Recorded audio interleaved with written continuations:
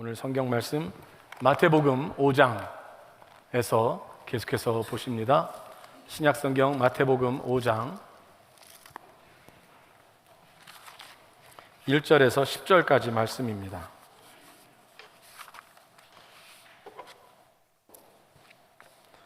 마태복음 5장 1절에서 10절까지의 말씀, 제가 한 절 읽고 여러분이 한 절 읽고 마지막 절은 같이 읽도록 하겠습니다. 예수께서 무리를 보시고 산에 올라가 앉으시니 제자들이 나아온지라. 입을 열어 가르쳐 이르시되 심령이 가난한 자는 복이 있나니 천국이 그들의 것임이요 애통하는 자는 복이 있나니 그들이 위로를 받을 것임이요 온유한 자는 복이 있나니 그들이 땅을 기업으로 받을 것임이요 의에 줄이고 목마른 자는 복이 있나니 그들이 배부를 것임이요 긍휼히 여기는 자는 복이 있나니 그들이 긍휼히 여김을 받을 것임이요 마음이 청결한 자는 복이 있나니 그들이 하나님을 볼 것임이요 화평하게 하는 자는 복이 있나니 그들이 하나님의 아들이라 일컬음을 받을 것임이요 의를 위하여 박해를 받은 자는 복이 있나니 천국이 그들의 것임이라. 아멘.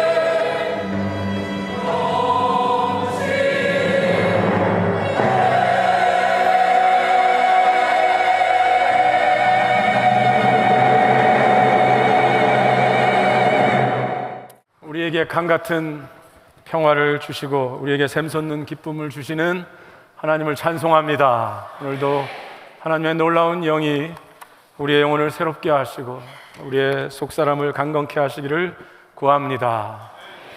여러분들과 함께 팔복 말씀 함께 나누고 있습니다. 8가지 복 있는 사람들을 예수님께서 제자들에게 알려주고 계신데요. 그런데 이 8가지의 복 있는 사람들은 8가지를 서로 나누어서 떼어놓고 생각할 수 있는 그런 사람들은 아닌 것 같습니다. 즉, 나는 심령이 가난한 사람이 될 거야, 나는 애통하는 사람이 될 거야, 아니면 나는 그 중에서 오늘 나와 있는 온유한 사람이 되도록 내가 선택할 거야, 그렇게 떼어놓고 볼 수 없는 것 같습니다.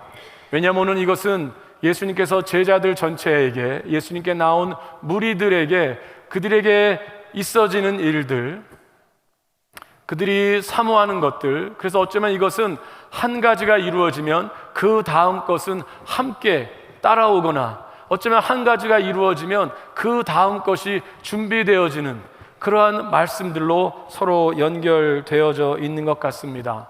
오늘은 세 번째 시간, 온유한 자는 복이 있나니 그들이 땅을 기업으로 받을 것이며, 이 부분에 관한 말씀입니다. 여기에 나와 있는 온유한 자들이 받는 복, 그것은 어떤 것들일까요?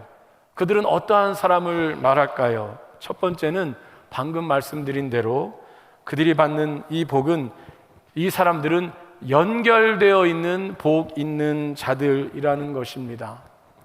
즉, 심령이 가난한 사람은 하나님의 풍요로움을 사모하고, 심령이 가난한 자는 천국이 저희의 것임이라 했을 때에 하나님 나라를 경험하기 때문에 그 하나님의 나라를 늘 풍성히 경험하고 사모함으로 더욱 심령이 가난해지고, 그 가난한 심령은 애통함으로 이어질 수밖에 없습니다.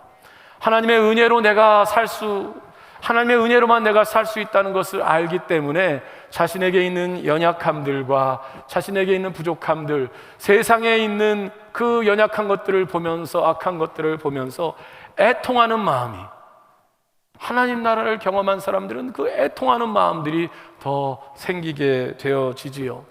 그리고 그렇게 애통하는 사람들은 계속해서 하나님의 위로를 받을 것이고, 하나님의 위로를 받는 사람들은 그 속사람 가운데에 온유한 마음, 그 속사람 가운데 하나님이 주시는 그 마음들이 생겨날 수밖에 없습니다.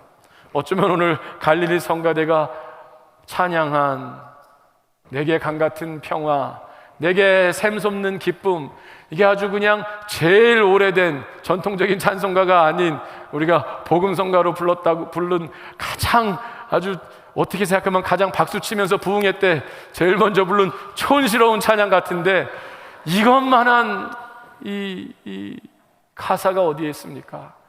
기쁨으로 부르는 내게 강같은 평화. 곡은 단순한지 모르지만 이 얼마나 엄청난 복음입니까? 내게 강같은 평화, 내게 샘솟는 기쁨, 이것을 찬송하는 것, 하나님 앞에서 주께서 그 마음을 그렇게 심령이 가난한 사람, 애통하는 사람들에게 주시는 놀라운 역사인 줄로 믿습니다.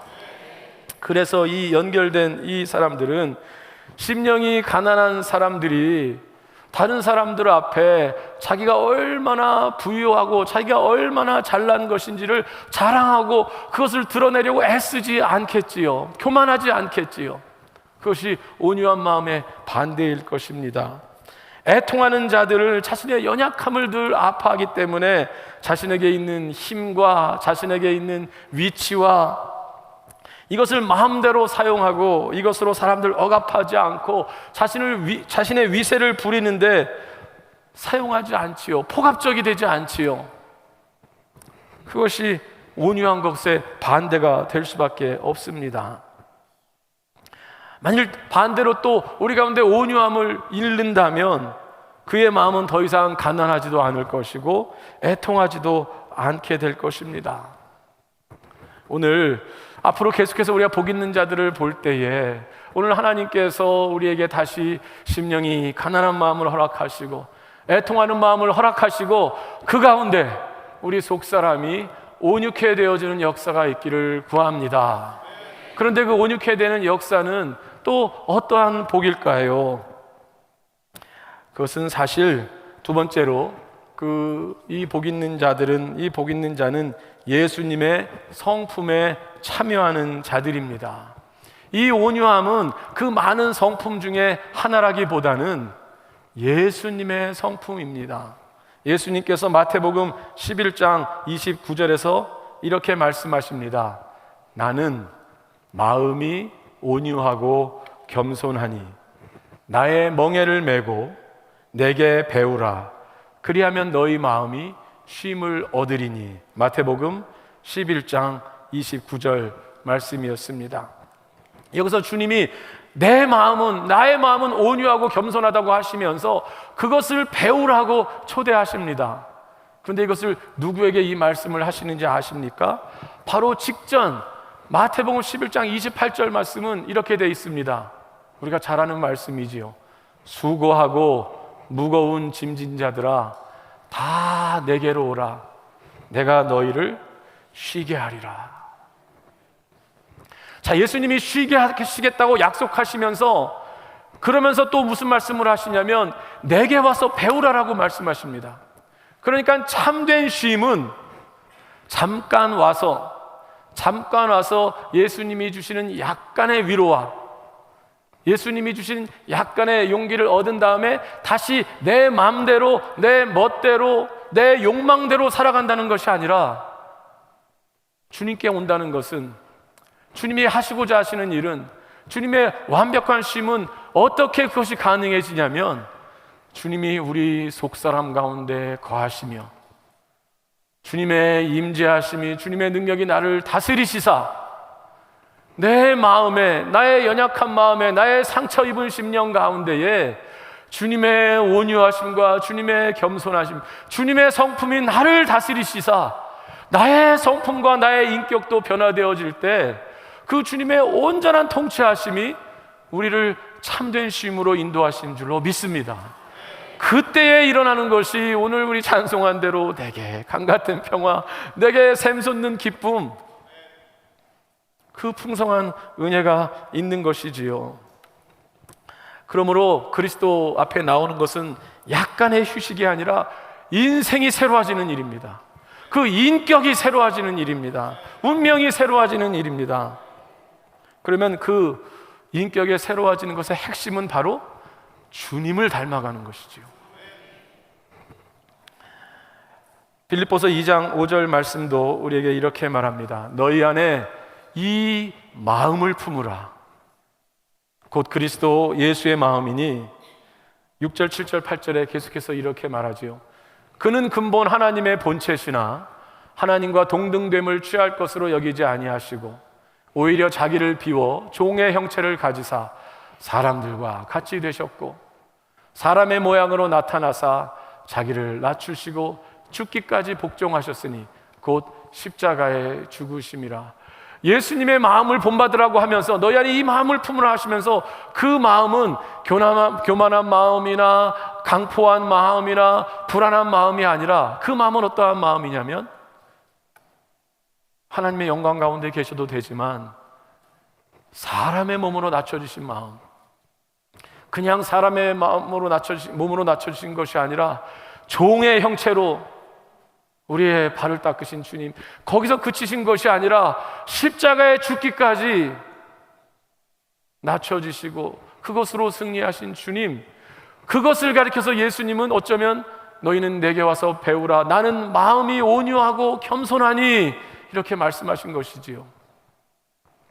그러므로 그리스도를 따르는 우리에게 있어지는 그 소망함은, 그 소원함은 주께서 내 마음을, 내 삶을 주님을 닮도록 하는 것, 주님의 온유하심과 주님의 겸손이 나를 다스리도록 하는 것, 그 일이 여전히 가능하고 그 일을 우리는 여전히 소망하며 나가야 될 줄로 믿습니다. 그것은 우리가 얼마나 오랜 동안 신앙생활을 했는지, 내가 어떠한 직분을 가지고 있는지 그것과 관계가 없습니다. 저는 목사이지만 지금도 하나님께 우리가 기도하고 우리가 다 그렇게 기도하는 줄로 압니다. 하나님, 제 속사람을 주님의 장성한 분량으로 이르게 하옵소서. 제게 여전히 남아있는 그 연약함들을 주께서 새롭게 하시사 주의 모습으로 그 하나님의 영광된 그 임재 가운데 저를 빚어주시고 새롭게 하여 주시옵소서. 이것이 어디 저만의 기도겠습니까? 우리는 오늘 주 앞에 나와서 주님 앞에 우리 주님의 초대를 받아서 우리의 속 사람을, 우리의 인격을 그렇게 주님의 성령의 인도하심 앞에 내어 맡겨야 할 줄로 믿습니다. 오늘 주 앞에 나와서 위로받는 일들이 있기를 바라고 감동에 있기를 바라지만 진정 주님께서 역사하시는 그 변화의 역사를 받아들이시기 바랍니다. 주님은 그 일들을 이루십니다. 물론 여전히 우리 가운데 사람에 대해서 실망하고 내 자신에 대해서 실망하고 그것을 포기하고 싶은 마음이 생기지만 그러나 주님은 여전히 삶을 변화시키십니다. 인격을 변화시키십니다. 로마서 8장 28절 29절 말씀을 또 하나를 여러분과 함께 나눕니다. 우리가 잘 아는 로마서 8장 28절, 우리가 다 좋아하는 말씀입니다. 우리가 알거니와 하나님을 사랑하는 자 곧 그의 뜻대로 부르심을 입은 자들에게는 모든 것이 합력하여 선을 이루느니라. 얼마나 우리에게 소망을 주는 말씀입니까? 우리에게 일어나는 일들, 우리 속에 일어났던 그 삶의 모든 과거의 일들 또는 앞으로의 일들, 내 속에서 역사하시는 모든 것들이 이 전능하신 하나님, 구원의 하나님의 앞에서 나는 모르지만 어떻게든지 서로 합력하여 역사하여서 하나님의 아름다운 목적을 이룬다는 이 얼마나 소망이 넘치는 말씀입니까? 이 말씀 우리가 다 붙들어야 할 줄로 압니다. 그런데 그 다음 말씀에서 그러면 이 하나님이 이루시고자 하는 그 선, 그것의 한 면이, 중요한 한 면이 나와 있습니다. 바로 다음 절 로마서 8장 29절인데요 이렇게 나와 있습니다. 하나님이 미리 아신 자들을 또한 그 아들의 형상을 본받게 하기 위하여 미리 정하셨으니, 즉 합력하여 이루는 선에 내가 뭐 부자가 되고 내 자식이 잘 되고 이런 것들이 들어있을 수 있지만 그 모든 것들까지 포함해서 궁극적으로 하나님이 이루시고자 하는 건 당신의 아들의 형상을 우리로 담게 하시기를 원하신다는 겁니다. 왜냐하면 하나님이 인간을 그렇게 지으셨기 때문이에요. 하나님이 인간을 하나님의 형상대로 지었다고 했습니다. 그리고 우리는 하나님을 떠나서 그 형상이 다 훼손되고 그 형상이 상처를 받았습니다. 그런데 예수께서 오셔서 하나님이 누구신지 우리에게 보여주시고 우리를 위하여 죽으셔서 우리를 용서하시고 우리를 위하여 죽으셔서 우리의 상처난 형상을 치료하시사 우리 속에 잃어버린 하나님의 형상을 회복시키시는 것, 그 하나님의 형상이 예수님의 모습이고 그 하나님의 형상의 회복이 우리 속에 주님의 온유한 마음과 겸손한 마음을 회복시키시는 일인 줄로 믿습니다. 그러므로 우리는 주님의 마음이 나를 다스리기를, 그런 의미에서 세 번째 말씀, 이 온유한 자들, 온유의 복을 받은 자들은 다른 말로 예수님의 세 번째, 예수님의 온전한 통치를 받는 자들을 말하는 것 같습니다. 온유한 자들은 오늘 어떤 복을 받냐면 그들이 땅을 기업으로 받을 것이요 그랬습니다. 그들이 땅을 기업으로 받을 것이요.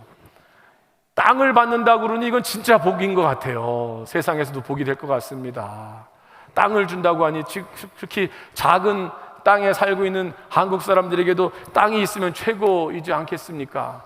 그런데 제자들에게 그들이 땅을 기업으로 받는다고 할 때에 과연 제자들이 다 땅 부자가 됐을까요?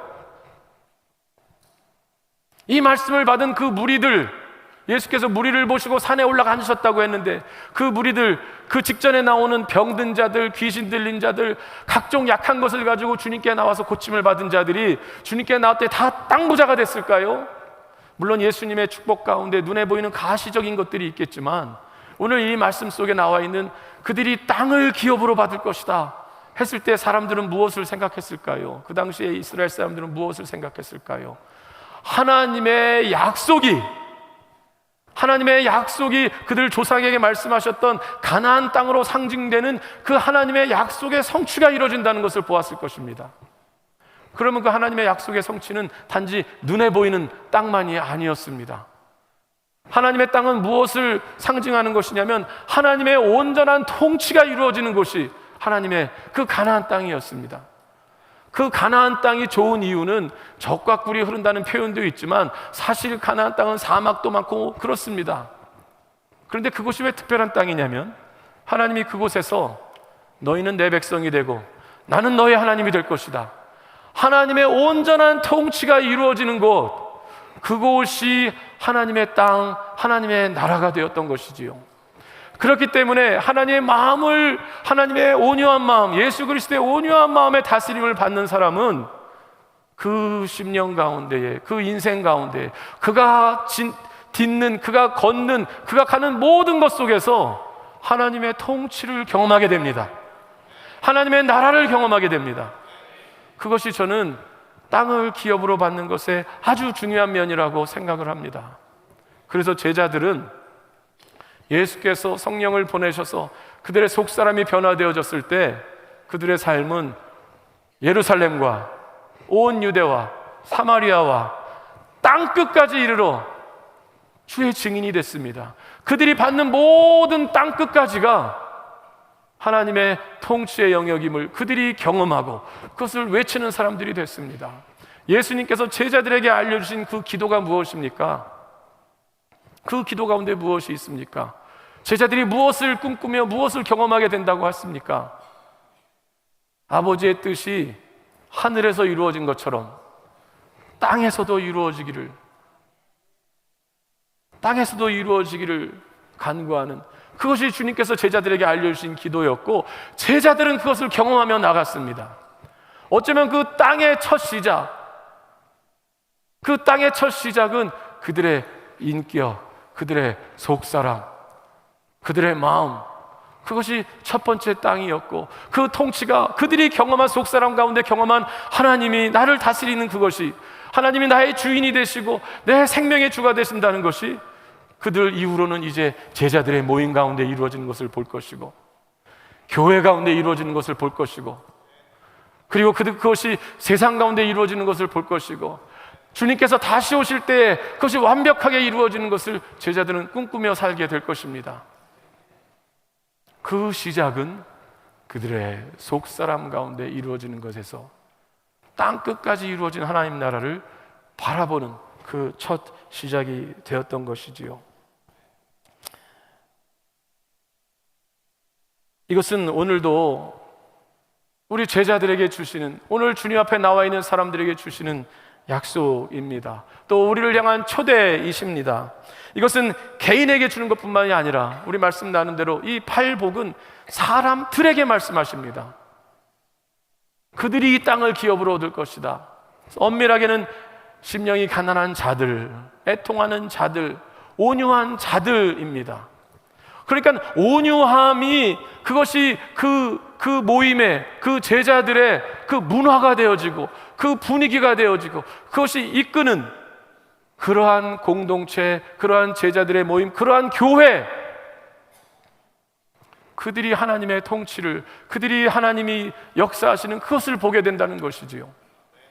그렇기 때문에 오늘 교회 가운데 모인 우리 한 사람 한 사람 가운데에 우리가 주님을 사모하며 주님께서 우리의 인격을 새롭게 하실 때에 주님의 온유하심과 주님의 겸손함으로 채우실 때에 그것이 여러분의 삶의 문화가 될 것입니다.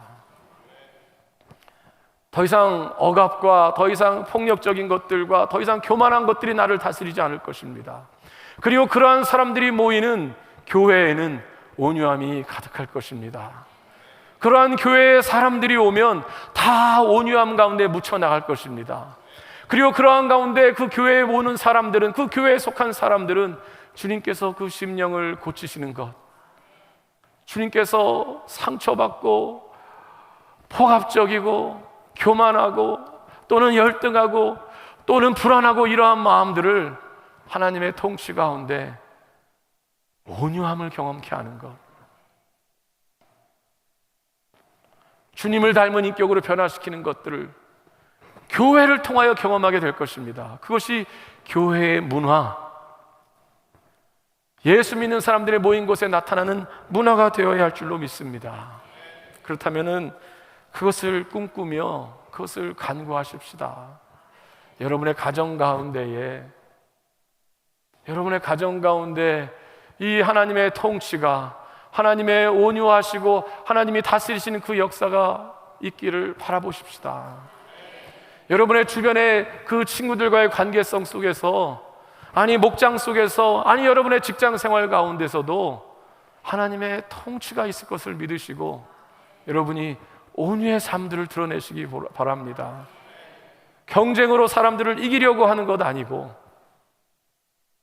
주님이 다스리는 온유하심으로 나갈 때에 주님이 우리에게 허락하시는 그 승리들을 경험케 될 줄로 믿습니다. 우리 나사렛 공동체 고백을 오늘도 나누었는데 이것이 우리 교단의 모든 크리스찬들의 고백이 되어져야 합니다. 그 중에 나와 있는 것이지요. 우리는 그리스도를 닮아갑니다. 우리는 그리스도를 닮아갑니다. 이것이 그리스도인의 삶입니다. 우리는 그리스도를 닮은 제자를 세웁니다. 이것이 모든 그리스도인들을 향한 하나님의 부르심이지요. 즉 우리는, 교회는 주님을 믿을 뿐만이 아니라 주님을 닮아갑니다. 그리고 주님을 따라갑니다.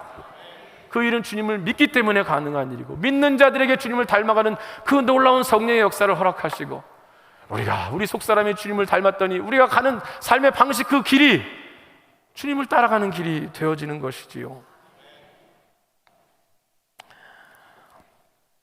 우리의 신앙의 그 헌신이 단지 우리의 뜨거운 열정이, 우리의 신앙의 성숙의 그 정도가, 그것이 기준이 될 필요는 없습니다. 하나님께서 우리의 마음을 뜨겁게 하시고 때로 우리 속에 감동하시사 우리에게 그 감정적인 마음들이 생겨지고, 그것은 참으로 귀한 일입니다.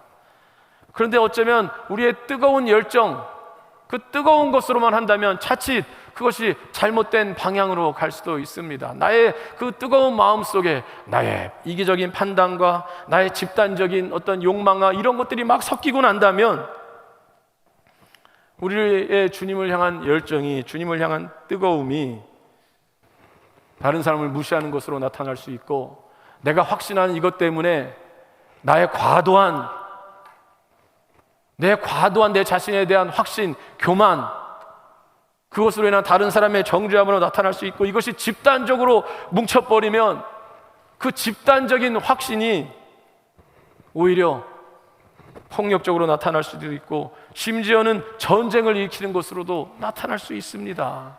그 열정은 잘못되면 그렇게 될 수 있는 것이지요. 그런데 주께서 우리의 마음을 다스리고 주께서 우리를 온전히 통치하신다면 우리는 주님의 온유하심이, 주님의 겸손하심이 우리를 다스려서 과도한 교만에 있지도 않고, 과도한 확신에 있지도 않고, 과도한 절망 가운데 있지도 않고, 주님을 신뢰함으로 오늘 내가 해야 될 것을 감당하고, 주님을 찬송함으로 어떠한 상황 속에서도 주님의 은총으로, 온유함이 나를 다스림으로, 어쩌면 그것이 이 세상 속에서 그리스도의 능력들을 참으로